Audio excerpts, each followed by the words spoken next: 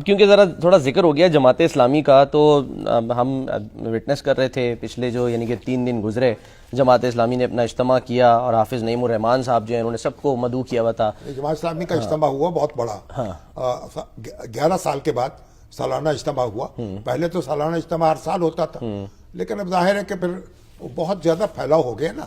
آپ کو 50,000 کے قریب تو ان کے ارکان ہیں، اور پھر اس کے بعد جو ان سے جو متفق ہیں وہ ان کی تعداد لاکھوں میں پہنچتی ہے. تو ان کو اکٹھا کرنا ایک جگہ تو بڑا امر محال ہے. پھر بھی اس کے باوجود بہت بڑا اجتماع تھا مینار پاکستان کے سائے میں.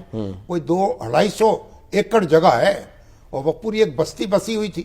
تو بہرحال ایک بڑی، اور اس میں یعنی ایک طاقت کا تو اظہار کر دیا. اور پوری دنیا سے بھی جو عالمی اسلامی تحریکیں ہیں ان کے نمائندے آئے.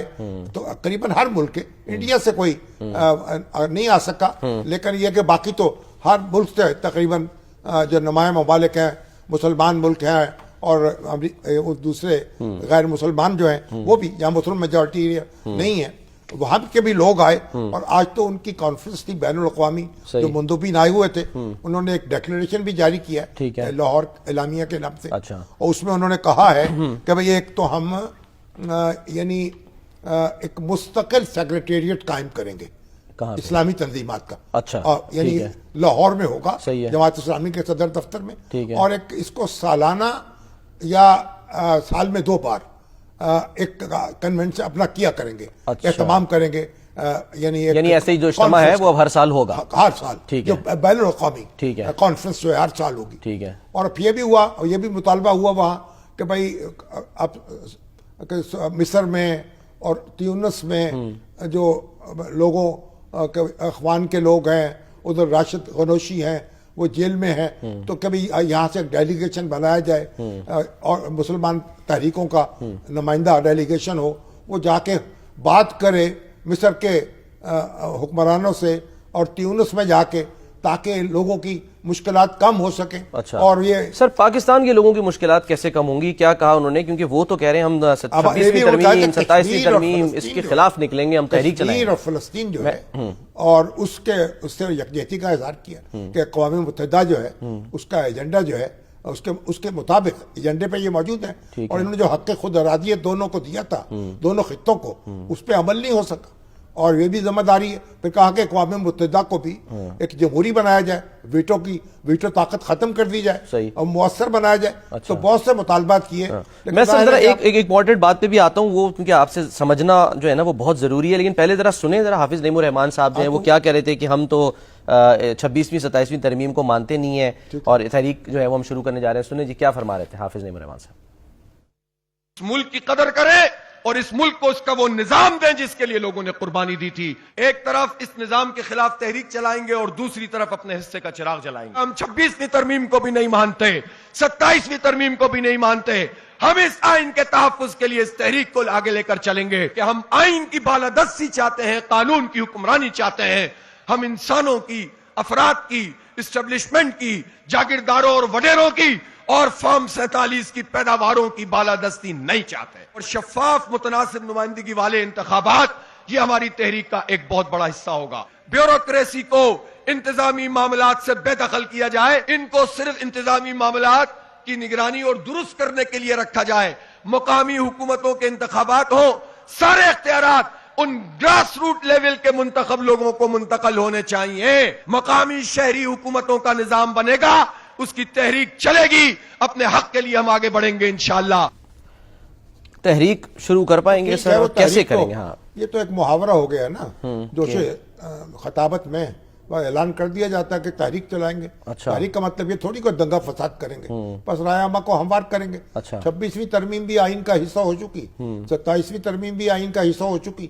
اب تو جو قومی اسمبلی کی اور سینٹ کی 2/3 اکثریت تھی اس کو نکال سکتی ہے کتاب آئین سے. تو عدالت جو ہے اس کے بھی ہاتھ پاؤں تو بند گئے، وہاں سے تو کوئی میرا خیال دادرسی شاید نہ ہو سکے، لیکن ہو جائے تو وہ بھی دیکھ لیں گے. ٹھیک ہے. ابھی تو وکیلوں میں بھی اس پہ اختلاف پایا جا رہا ہے. اب وہ جو منتخب ان کے ادارے ہیں وہ تو اعلان کر رہے ہیں ہمیں تو واقعی آئینی عدالت جو ہے اس پہ کوئی اعتراض نہیں ہے, ہم تو اس کی حمایت کرتے ہیں. جی ہم کریں, ججز اپنی لڑائی خود لڑیں, ججز لڑائی ہار رہے ہیں. ججز کی لڑائی نہیں ہے یہ, وہ تو غلط بات ہے, لیکن یہ عام آدمی جو ہے اس کی لڑائی ہے, اس کی پروٹیکشن. عدلیہ کی آزادی جو ہے, ججوں کی آزادی نہیں ہوتی, یہ عام لوگوں کو انصاف دینے کے لیے ہوتی ہے.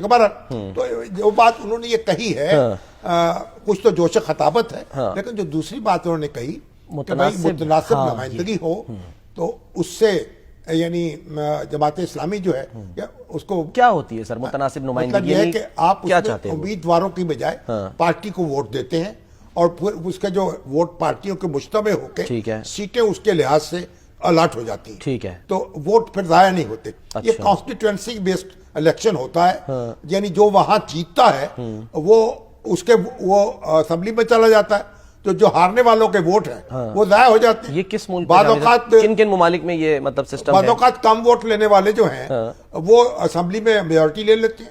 اب اس بہار کا الیکشن ہوا ہے نا, تو ووٹ جو ہیں جو انہوں نے مودی صاحب کے اتحاد نے لیے ہیں, وہ ووٹوں کے مقابلے میں سیٹیں زیادہ مل گئی ہیں. ٹھیک ہے, اب اس میں متناسب نمائندگی ترکی میں ہے, اور کچھ یعنی یہ آپ کا جرمنی میں ہے, کچھ اس کا تجربہ ہوا.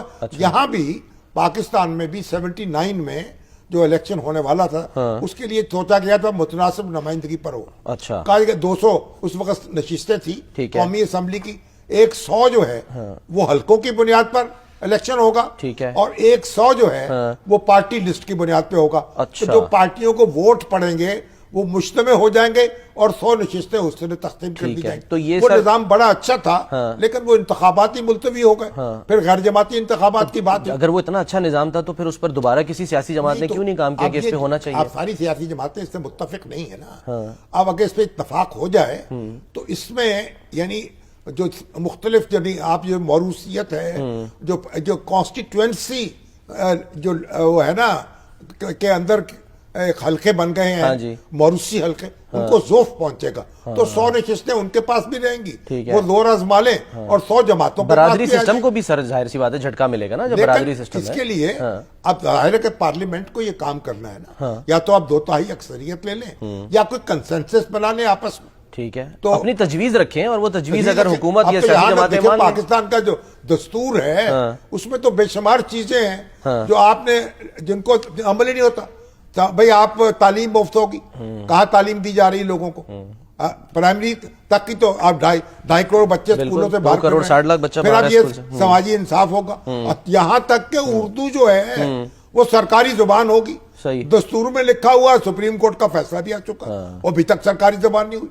تو دستور کے جو خاموش حصے ہیں, وہ کہتے ہیں حافظ نعیم صاحب, ان پر ہم عمل کرائیں گے. تو حافظ صاحب کو چاہیے کہ ایسی اسٹریٹجی بنائیں. انہوں نے تو یہ بھی کہا کہ ہم جو نوجوان ہیں ان کو سکل بھی سکھائیں گے, ان کو سپورٹس جو ہے جنریشن زی کے لیے انہوں نے خاص ایک کہا ہے کہ ہم پروگرام بنا رہے ہیں. اب جنریشن زی پتہ نہیں, پہلے ذرا سنیں, ذرا فرماتے کیا ہیں زی کنیکٹ پروگرام, ذرا سنیں وہ کیا فرما رہے ہیں جن زی کے بارے میں. حافظ صاحب, زی کنیکٹ پروگرام کا اعلان کر رہا ہوں جماعت اسلامی کی طرف سے. زی کنیکٹ پروگرام کیا کرے گا؟ یہ نوجوانوں کو ہم آئی ٹی کی ایجوکیشن میں جو ہم کر سکتے ہیں وہ کریں گے, جو ہم کر سکتے ہیں کریں گے. ہم ریاست نہیں ہیں, ہم حکومت نہیں ہے, لیکن ہم عوام کے ذریعے انشاءاللہ اپنی نوجوان نسل کو بنو پقابل پروگرام کے تحت آئی ٹی کے کورسز بھی کرائیں گے, آگے چل کر ڈگری پروگرام میں بھی لے کر جائیں گے, ایڈوانس کورسز بھی کرائیں گے, اور انشاءاللہ ان کو اس قابل کریں گے کہ یہ اپنا روزگار حاصل کر سکیں. دوسرا اسکل ڈیولپمنٹ, مزید ایک تو آئی ٹی کی اسکل ہو گئی, اور دوسرا جو ووکیشنل ٹریننگ ہوتی ہے. تو جماعت اسلامی کے ذریعے ہم جتنا ممکن ہو سکے گا انشاءاللہ اس جنریشن زی کو یہ ہنر بھی سکھائیں گے. جن زی یہ جو نئی جنریشن, آپ دیکھیے جماعت اسلامی ان کو آئی ٹی کی تربیت تو دے رہی نا, تعلیم دے رہی ہے, اور خدمت کے بنو قابل جو ان کا پروگرام ہے وہ دے رہی ہے. اور دیکھیے وہ کہتے ہیں سپورٹس جو ہیں اس کو سرگرمیوں میں بھی ہم اس کی وہ کریں گے, یعنی وہ بھی سپورٹس جو ہے وہ بھی مہنگی ہو گئی ہے. اب جو کلب بن گئے ہیں اور جو اس طرح ہماری جو گراؤنڈیں ہیں وہ یعنی ان پہ قبضے ہو گئے ہیں, تو یہ سارے کام یہ بڑے اچھی باتیں ہیں, اور ان جماعتوں کو یہ بات کرنی چاہیے, اور حکومت کو مجبور کرنا چاہیے تعلیم پر اضافہ کرے اخراجات اس کے ایکسپینسز زیادہ ہوں، بجٹ کا زیادہ حصہ مختص ہو، اور کوئی بچہ باہر نہ رہے اسکول سے، اور یہ تعلیم جو ہے اس طرف توجہ دینے کی ضرورت ہے، اور خود جو اپنی ذمہ داری بھی پوری کرنے کی ضرورت ہے. تو یہ جو باتیں جماعت اسلامی کر رہی ہے، دوسری جماعتوں کو بھی اس طرف توجہ دینی چاہیے. دوسری جماعتوں کو یہ بھی سوچنا چاہیے، خاص طور پہ تحریک انصاف کو، کہ آپ دیکھیں یہ بھی تو حکومت کے مخالف کھڑے ہیں، بات نہیں کر رہے، لیکن ان کو جلسے کی بھی اجازت ملی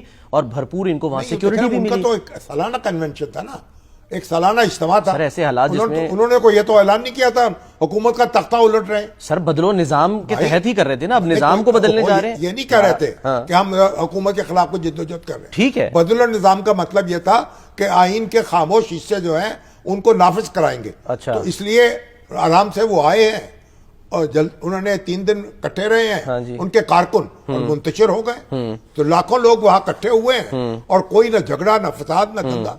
تو اس لیے ہماری سیاسی جماعتوں کو یہ بھی سوچنا چاہیے نا کہ ہر وقت دنگے فساد میں کیوں آمادہ ہوتی، اپنا پروگرام پیش کریں اور نوجوانوں کو تعلیم دیں، تربیت دیں، ہنر سکھائیں، ان کو کھیلوں میں ان کے لیے سرگرمیوں میں توجہ دیں. یہ دوسری جماعتوں کا جماعتیں صرف جلسے کرنے کے لیے رہ گئی. سر یہ بات سمجھ نہیں آئی، وہ ٹی ایل پی پر پابندی کے خلاف ہیں اور وہ یہ کہتے ہیں خان صاحب کو بھی جیل میں نہیں رکھا جانا چاہیے. ٹھیک ہے، وہ ان کا حق ہے.